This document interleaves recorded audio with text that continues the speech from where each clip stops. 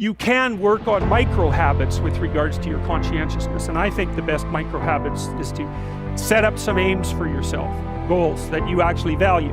Well, all right, you're going to have to put some effort into your life, and you need to be motivated to do that. And so what are the potential sources of motivation? Well, you could think about them in the big five. But then there are dimensions that you want to consider your life across. And so we ask people about, well, you know, if you could have your life the way you wanted it in 3 to 5 years, if you were taking care of yourself properly, you know, what would you want from your friendships? What would you want from your intimate relationship? How would you like to structure your family? What do you want for your career? Well, how are you going to use your time outside of your job? And how are you going to regulate your mental and physical health, and maybe also your drug and alcohol use?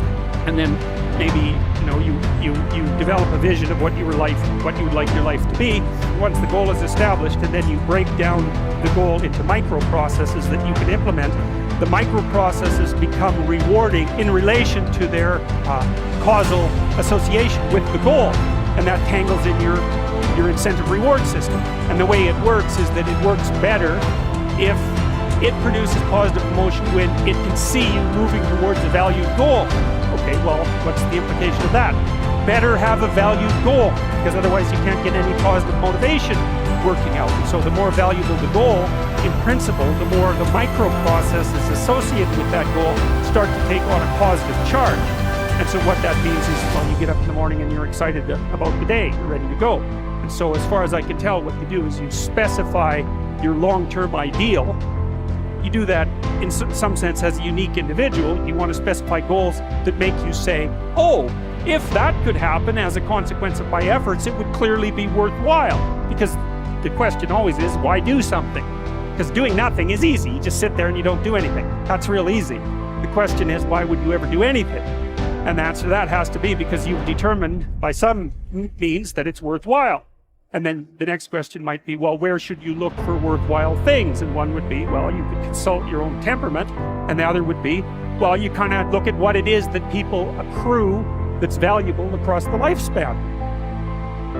So you do a structural analysis of the subcomponents of human existence. And you need a family, you need friends. Like, you don't need to have all these things, but you better have most of them. Family, friends, career, educational goals, plans for, you know, time outside of work, attention to your mental and physical health, etc. You know, that's what life is about. And if you don't have any of those things, well, then all you've got left is misery and suffering. So that's a bad deal for you.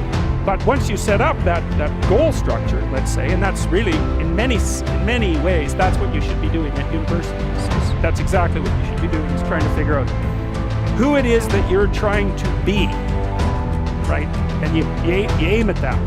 And then you use everything you learn as a means of building that person that you want to be. And okay, number one, specify your damn goals, because how are you going to hit something if you don't know what it is? That isn't going to happen. And often people won't specify their goals too, because they don't like to specify conditions for failure. So if you keep yourself all vague and foggy, which is real easy, because that's just a matter of not doing as well, then you don't know when you fail.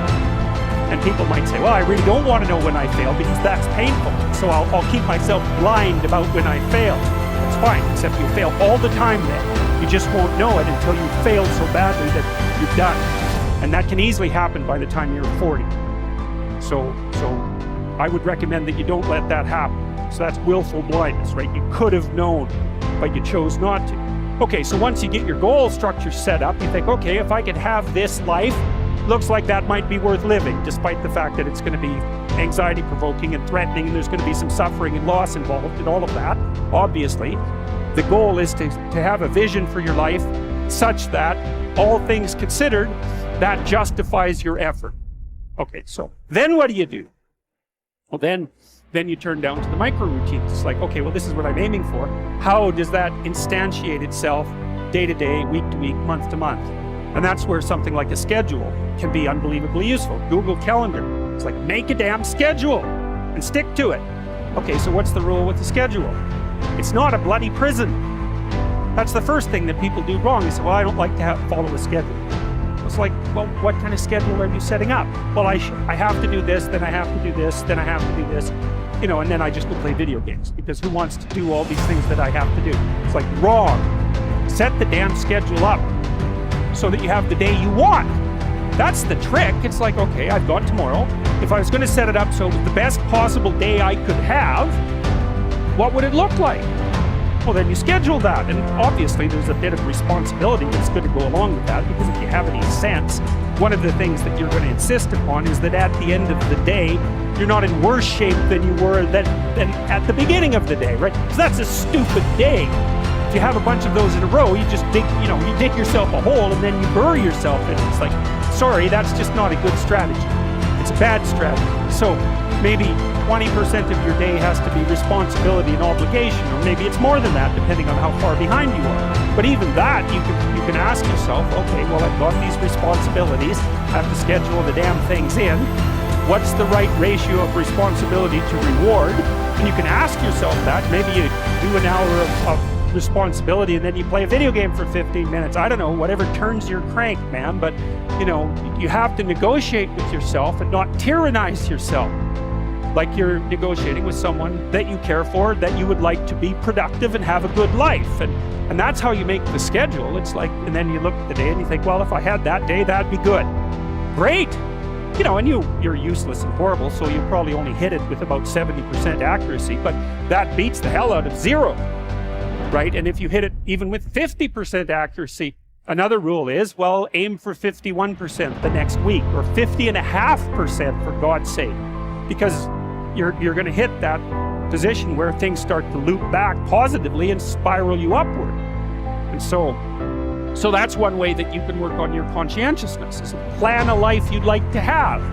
But, my point is that you have to understand that you're not your own servant, so to speak. You're someone that you have to negotiate with, and you're someone that you want to present the opportunity of having a good life to. And that's hard for people because they don't like themselves very much. So, they're always like cracking the whip and then procrastinating, and cracking the whip and then procrastinating. It's like, oh, it's so boring. Such a pathetic way of spending your time. You know what that's like, because you probably waste like 6 hours a day. It's painful to understand how much of what you're doing isn't productive. So I'll give you an example. So I've done this a couple of times with classrooms full of students. Usually when I'm lecturing about career development, say, okay, how much time do you waste? So then I get the class to vote. How many of you waste 10 hours a day? It's like 10% of the kids will put up their hands. And it's interesting because I don't define what constitutes waste. I just ask the question. So they're diagnosing themselves, right? I'm not saying you're wasting 10 hours a day. I'm just asking. It's like, given your own attitude, how much time are you wasting? 10 hours a day. It's like 10% of the people put up their hands. Well, when you get to like 6 hours a day, 80% of the people put up their hands. It's like, okay, 6 hours a day. It's 42 hours a week. So let's call that a work week, 40 hours a week. So that's a work week. Let's say, what's your time worth? You're a university student. Well, it's certainly worth minimum wage, because obviously, but it's worth way more than that, because if you spend a productive hour when you're 20, then you gain the benefits of that hour for the rest of your life. So there's the compounding effect of time spent when we were young. So I say, well, let's assume your time's worth $50 an hour. That's $2,000 a week you're wasting. It's $100,000 a year. It's like, how much better would your life be if you weren't wasting $100,000 a year? It's like, what is that over 40 years? $4 million. It's like, you're rich. You don't even know it. Quit wasting time. By your own definition. It's like people shake their heads. Well, I never thought about it that way. It's like, yeah, think about it that way. Don't waste your damn life. And then you think, well, why would people be resistant to that message? It's like, well, you really want to wake up and figure out that you're wasting half your life? And when people do that kind of wasting, they actually hate it. It's like, so it's painful. It's painful to recognize that. Then it's painful to think, oh my God, look how undisciplined I am. I don't know anything. I can't use a schedule. I can't stick to a calendar. I don't have any aims. I don't know anything about the world, right? And maybe there's a part of me that's bitter because I haven't got everything already, and I'd just like to say, to hell with it. That's the recognition of the Jungian shadow. It's like, that's what makes you vicious and untrustworthy. All of that. No one wants to look at that, and no bloody wonder. But hey, the alternative is worse.